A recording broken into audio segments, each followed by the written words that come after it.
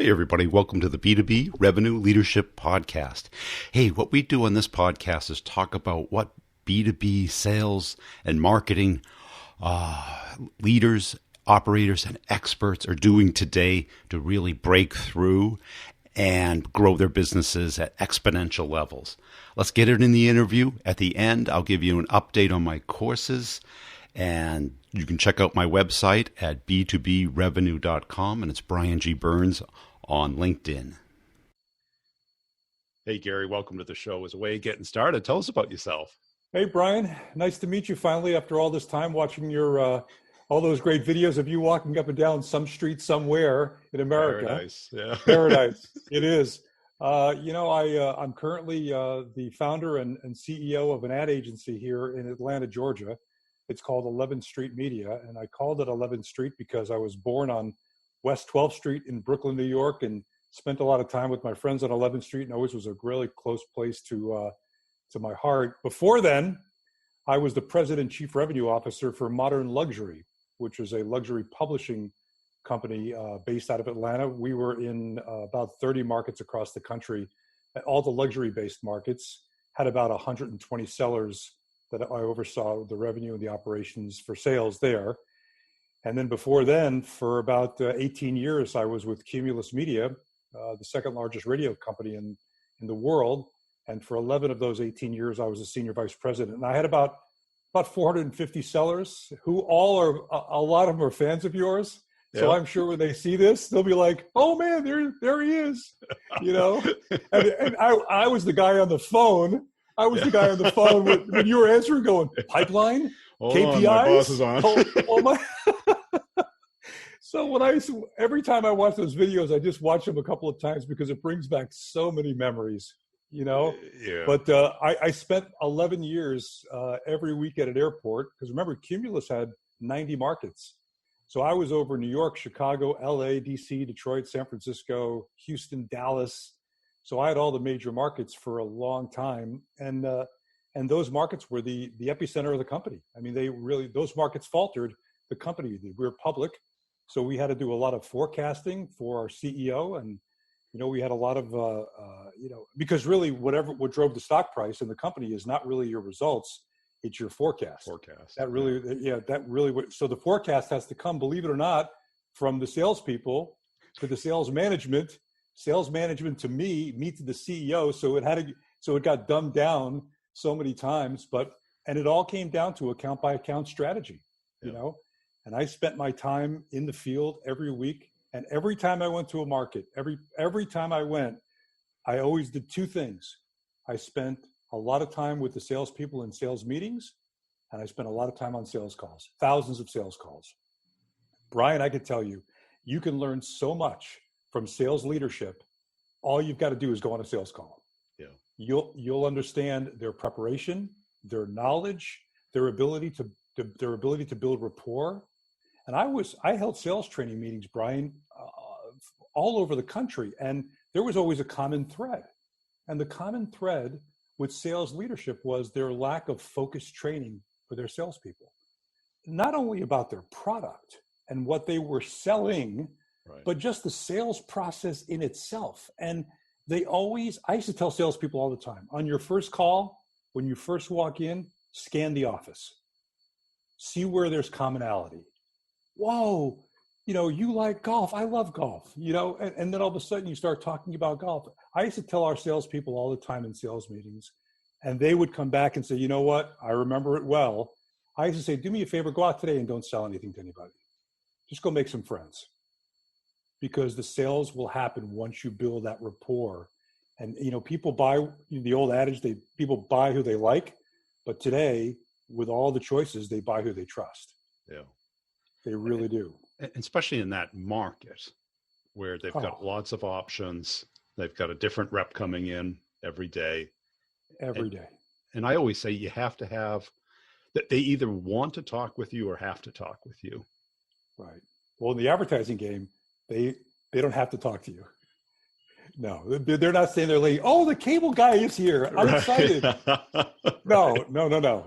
When you and on the top of it, we were transitioning to the digital world when we were doing, radio is traditional media, a wonderful media, and there's amazing people in that business still today, but it was challenged from an economic standpoint, but also it was challenged from the digital perspective coming on board, because everybody now wants things that are targeted and measurable. Yes. When you look at traditional media, that's really casting the wide net. When you cast the wide net, you do it often enough where you build impressions and then you think top of mind. So we had to train our salespeople, and I was so focused on making certain that our sales managers did incredible amounts of training just to make certain that the sales folks were ready for all the word I'm looking for is objections. Objections. Yeah. You're looking, and again, if you're a sales leader and you're managing a team of salespeople, my advice to you is go on a call. Just see how it goes. Yeah. From start to finish, because how well are they prepared before the call? And when they get to the call, are they robotic? Are they package pushers? Are they item pushers? Or are they listening? And, because really the best salespeople are the best listeners. And you say it all the time. Yeah. If they listen and they listen well, they will understand the client's needs and be able to solve those problems. Right. But what our problems were at times was as from a public sector, there were numbers that we had to meet, and everybody starts rattling and shaking, but to really drive revenue, but it's really a false positive, because it doesn't build enduring relationships. You will get repeat sales if you have a long, enduring relationship with a customer. And really, what is the lifetime value of a customer, Brian? Right. What is the lifetime value of a great customer? That really speaks highly of you. And I used to go through this all the time with salespeople, and they would say, well, and you say it all the time when you're walking the streets, when you say, oh, my KPIs are off. Do you, and the sales manager would, we would sit down with the sales managers and they would say, well, I've got this much in the pipeline. I say, well, a pipeline's very important. That shows pure activity, but what is inside that activity? How many deep relationships are inside that activity? Yeah. And it's we would train. Pretty easy to type in that pipeline. Oh, come on. I mean, all of a sudden, no one ever did that, right? No. Of course. Yeah, we would get forecasts going, oh, we're going to do 100,000 this week. All of a sudden, 10,000 comes in. I'm on the phone going, hey, what happened to the 90? Well, it got next month. Yeah, it got a little squirrely. Things got a little squirrely, and some clients are so. Really, you say it best during all of your wonderful videos that sometimes it's very difficult to look at the raw number because half of it could be incorrect. And right. it's very How did you weed through that as a leader? I would take it at half value. Okay. I would take it. You had a sense of who was a sandbagger and who was an exaggerator. Yeah, we did. We basically knew the different managers. Some were, there's a big range of management there. Some are very particular, and some will sandbag you. Some will overpromise you just to get you off the phone. Yep. That Friday afternoon when you're looking for a forecast. Yeah. But the majority of them, look, I still speak to a lot of our sales managers today, and a lot of the GMs who ran all those markets. They're all dear friends of mine. They're incredible people. The industry is highly challenged right now because of the digital ecosystem out there. I mean, who would have thought that Facebook would do $70 billion in ad sales with no salespeople? Yeah. Think about it. Right. It's all programmatic, and it's all done through, hey, I want to reach these many people. And it's very highly targeted and very highly measured. So a lot of our advertisers are now trying their best to get to that realm of business going, well, I want to see how many people clicked and liked my ad. I was like, likes and clicks don't matter. It's the results that matter. How many people are walking in the door? Well, now there's a padlock on the door, so you can't get in, unless you have your mask on and, and your hand sanitizer. So, but it was an interesting 11 years. It really was. And I say it all the time. I've seen the best in sales people, and I've seen the worst. Well, And Go ahead. dig into that. What made up the best? The best were people who were amazing rapport builders. They can build rapport better than anybody else. I would be sitting watching this person, this man or this woman going into this business and visiting with this brand new client and just having them wrapped around their finger in 15 minutes. Yeah. Never sold a thing, never talked about sales, never talked about, well, here's the reason why we're here today, Brian. They never did all of that. Let me see your business. Oh, take me for a tour. Oh, we're going to go on a golf cart? Great, let's go. And they'd be talking about their kids and their dogs and, they're playing tennis and everything else. And at times they would say, look, I really want to talk how we can grow your business. You still have any time? And the client will go, yeah, sit down. Let's say, Mildred, get some coffee, or Joe, get some coffee. Let's all sit down and talk. I'd be sitting there going, there it is. There's the best.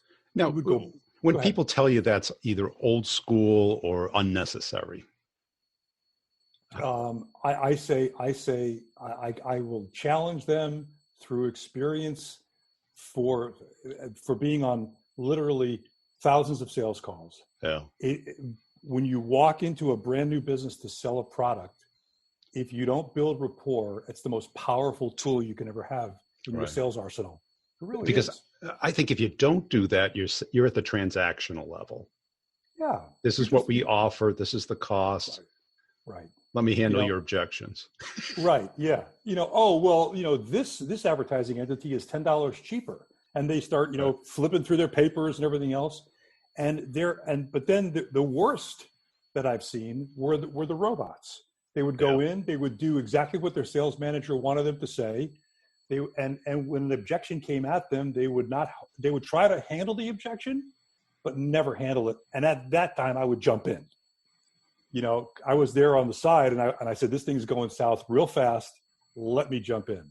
Yeah. But normally when they would bring me along on a sales call, it was nice because I had a chance to meet the customer or the new customer and really train the seller on how to sit down and stop selling right now. There's no need. You'll get there. But when you get there, you'll get there and you'll stay there because there'll be a relationship between the two of you. Yeah. And I kind of come to the conclusion that people are thinking at the wrong level. They're thinking at the people level instead of the mammal level. Right. Because when you have rapport, that means I'm on your side.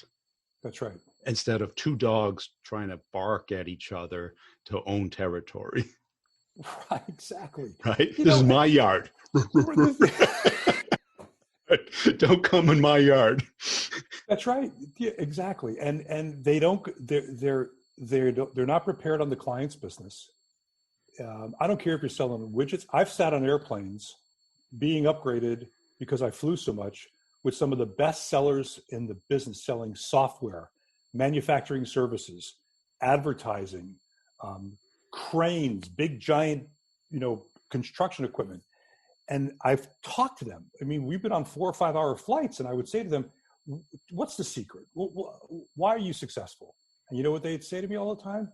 Because I get along with all my customers. They love me and they like hearing from me. I send them things all the time. I email them all the time. I used to ask salespeople all the time, Brian, why with the onset of email, let's go way back to email, you can communicate with a customer. You can communicate with a customer with this finger, a little mouse. And then we have a mobile device where you can do it while you're on the fly.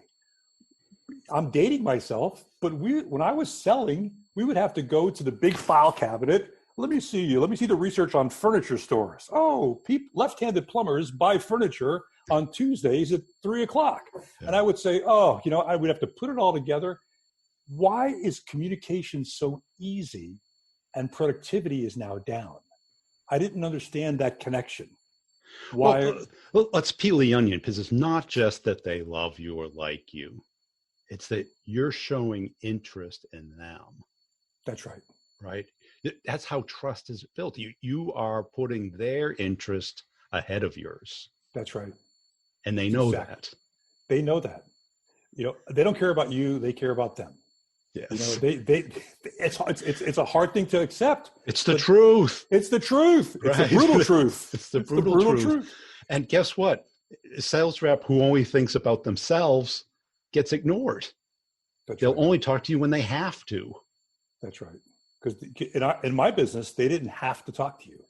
There were so many options. So many options. Yeah, they might pick up the phone by accident, and you're there, and they want to be rude and hang up. Right. Right. So that they'll say, "Can I call you back?" Or they'll lie to Right. you, or maybe they'll sit through your pitch. Right. And I would talk to sales managers even today. I mean, after being in a company for 18 years, and there's so many people there. I mean, and being, you know, in the leadership position I was in, you get to still communicate with a lot of people, and new sales managers who would call me and say, "What should I look for?" I would say to them, "Go on a sales call. Make sure you're on a sales call with every one of your salespeople and just see how they do." They're going to be a little uneasy because it was so funny. We had 50. I ran the San Francisco market for almost 2 years. I was commuting from Atlanta to San Francisco. We had 55 sellers. So we were the home of the Giants and the 49ers, and it was really an amazing organization. Monday morning, everybody gets into the sales meeting. This is, you know, many, many years ago. And I would go, "Joe, hey, Gary, how you doing? You and me today, buddy." "Okay." Everybody else would go, you know, he's going up. Me and Joe would go out, and I'd say, "Joe, what do you got going on today?" "Well, I had a couple of cancellations." And "No, Joe, you got nothing going on. Let's go make some friends." Yeah. We'd walk into businesses and we'd meet people. And then the next day we would have another sales meeting in the morning. And I'd say, "Joe, tell us about your day." "Oh man." You know, I used to tell salespeople all the time, when you get back to the office, if your shoes are smoking, you had a good day.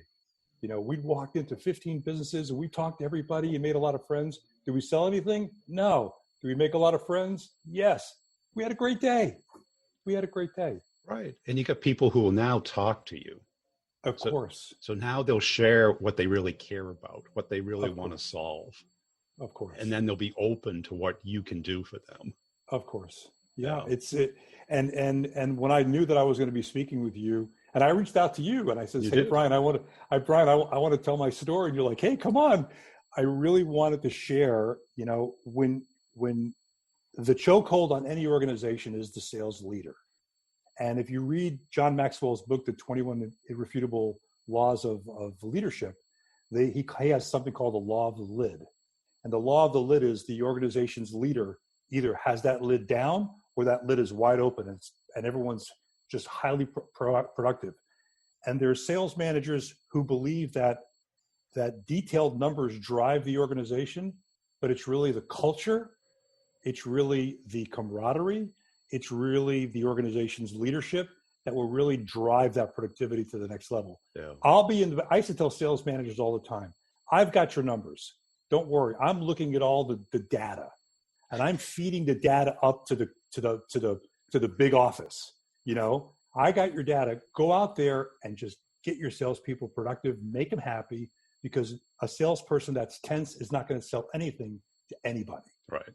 A salesperson that's on the phone going, "Oh, I don't know, just last week, I think you had something about my commission check has been cut or something with the accounting department." I was like, this guy is so spot on. Because I remember being on those calls going, "Oh, the receivables, we're paid on receivables. It's past 90 days. And I'm like, I remember it so well. But a salesperson that's tense won't be able to, because the client will feel.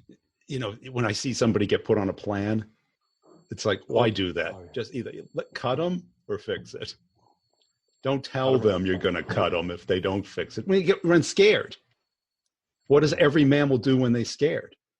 They run. Fight, freeze, or fly. Right? That's exactly right. Yeah. No, none of those will sell. No. And on top of it, when the economy, remember, I went through sales leadership through 9/11, through 2008. Now, not through this, but I'm living it through other people who are communicating with me. It's going to be rough out there for a lot of people selling, you know, advertising, because like I said to you earlier, not only did we have the traditional media had the onslaught of digital, you know, all of a sudden emerging, there's now these other economic headwinds that are holding them back. So the best are going to be able to convince a customer to do whatever they want to spend their money with them. But the ones that just go in and are package pushers or item pushers, it's not going to happen. Yeah. It's not going to happen. I don't know about your industry, but in my industry, kind of the technology software space, it's the leadership has moved much more towards accounting than it has towards leadership. KPIs. You know, CRM. Yeah. Counting things. Listen, we try to roll out a CRM in the media business a long time ago. You thought we asked everyone to get a root canal with no Novocaine. Waterboarding. Waterboarding. It was painful. And some of the sellers who are, now remember, in every organization, there's always the top dogs. Yeah. You know, we don't do it this way. I've been doing this for 30 years.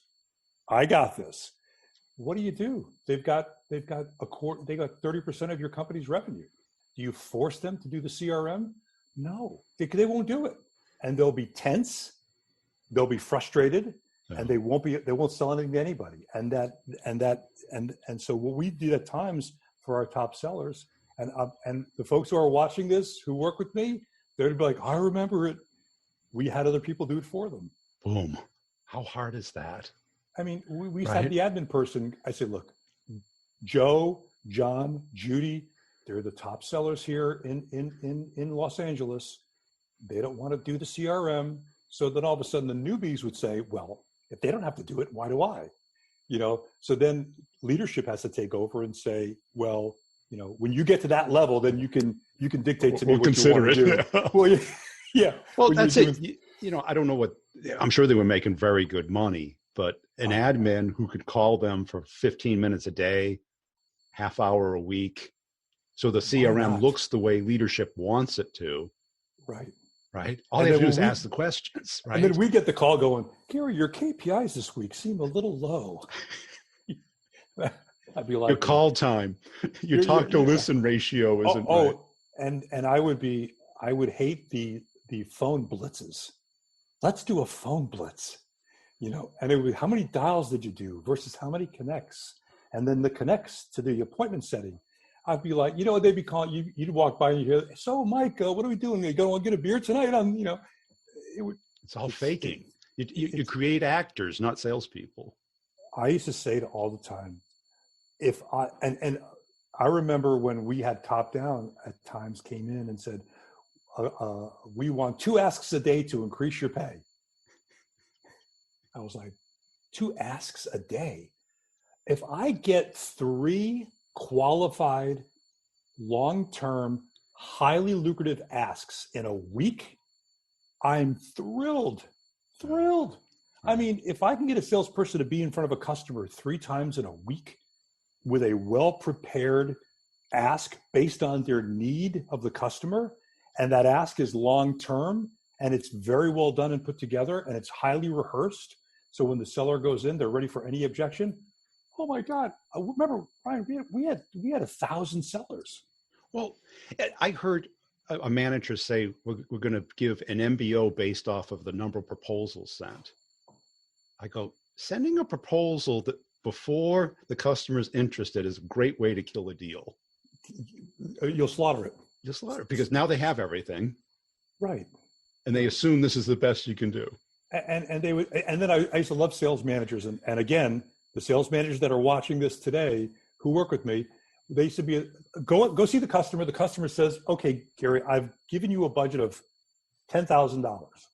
Great. I'm going to go back and build a proposal for $99.95.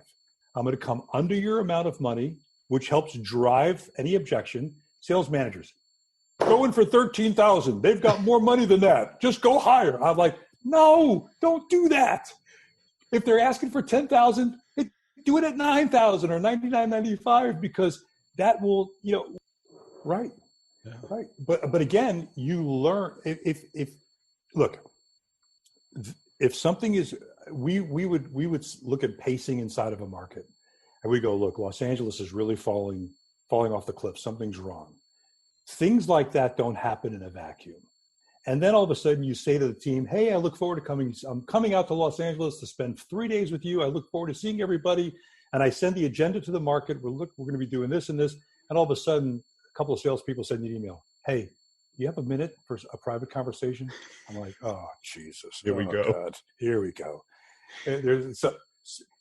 Markets outside of external economic pressures, markets that aren't there's a reason why that the performance is off. There's a reason. Yeah. And 99.9% of that reason, the sales leader. Yeah.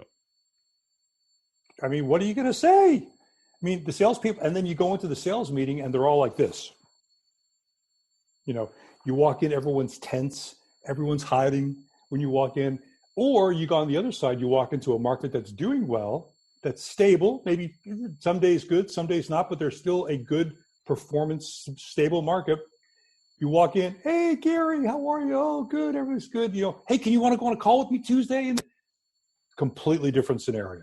Yeah. So I've always said to our CEO, board members, even my consulting that I do today, when I walk into a company and their sales are in not good shape, you've got to go first to the leader and see how that leader is treating those people and making sure that those salespeople have a clear path to go from the first call to the close. Yeah. Make sure they have a clear path from accounting, because let me tell you, we don't also ruin a deal. You say it on your street walks. Bad accounting. Oh, accounting missed the payment, or accounting didn't post the payment. That'll kill a deal too. Right. So you got to make sure that everything is a smooth workflow and a smooth transition from the very first time. And when you have a customer as a salesperson or sales leader that closes a deal, it's a celebratory event. If someone comes back into the building after being out all day getting kicked and beaten, and they come back and get kicked and beaten, what? That's what I never understood. Because when the sales team is happy and productive, it's magic. It's magic. When it's not, you're a mechanic. You're trying to fix it. Are they the right people? Is it the right managers? The right comp plan? I used to go to the sales leaders all the time, and remember, a good economy, a robust economy, and a good group of salespeople will mask a bad manager. Yes. Revenue solves all problems. Revenue solves all. And as soon as that market goes this way, everybody goes like this, and they all go like this to the manager. He did it. And the manager standing there going, okay, well, the market softened up because we went through it. The market softened up. What strategy do you want to put in place? Well, the majority that I've worked with, because I love them dearly, and I still talk to them, they would really try to rally and motivate and think of ideas and create things and get everyone's opinions. Some, and this doesn't work. You don't pound your fist, you don't point your fingers, you just rally your team. And those managers, unfortunately, we had to part ways with a lot of them. So, but it is what it is. But again, I can't tell you when I watch, I literally look for your videos on LinkedIn. And as soon as I see, there's a new one, and I hit it, because I sit there and go, he's right. Well, you either laugh at it or you cry. Right. Laughing releases the tension. Because I talk to reps all day, and I think they might point at the manager too often, but it is, when you don't have a good manager, it's really hard to be happy at the job. Well, first of all, is the manager providing the right sales opportunities? Is the manager providing the right sales training? Is the manager side by side with them in this field? Because you sit at nothing happens behind the desk, except now. Yeah. These days, but when the world opens back up again and we go back to the new normal, any sales, it happens. It's a body contact sport. We know that. And anyone can take an order. Very few people can create a client, create a relationship with somebody, help somebody out. Again, the lifetime value of a customer. Yeah. What is that value? It's tremendous. So, and so now what I do for a living is 11th Street Media is a business transformation organization as well as an ad agency, but we really go in and look at workflow and sales process. And I've used all my experience that I've had. It's been a blessing to have this opportunity to bring to other sectors of business, because if you're selling advertising, widgets, or whatever, or software, a salesperson is a salesperson, and you have to make sure that they're well prepared and well taken care of. You really do. Hey, this has been a fun conversation. Where can people go to connect with you and learn more about your company? Well, I'm on LinkedIn as often as I can, but it's 11th Street, 11streetmedia.com is the website that we have. And really, Brian, I can't thank you enough for taking the time with me and speaking with me. It's been a joy. Hey, I hope you enjoyed that interview. Hey, I want to make sure you're checking out b2brevenue.com. That is where you can get a free copy of an ebook that I did. It's a real ebook. It's not a fluff book. It shows and talks about how companies make buying decisions and how you can influence that from both a marketing and a sales standpoint, how to find all the people that are in the decision path and what they need to see, know, and touch and feel before they make a product selection. If your team needs some coaching, some help, some training, some systems, some processes that do work today, because we know what doesn't work, or you know what doesn't work, I'll show you what does work and how to connect and get into pretty much any account. It includes deal coaching and content community, and I can customize it for your particular company. Just go to b2brevenue.com, look under training, schedule a call with me. We can talk it over, or just sign up. You can pay per month or all at once, whichever makes most sense for your budget. Also, I put out videos pretty much daily on LinkedIn and on YouTube.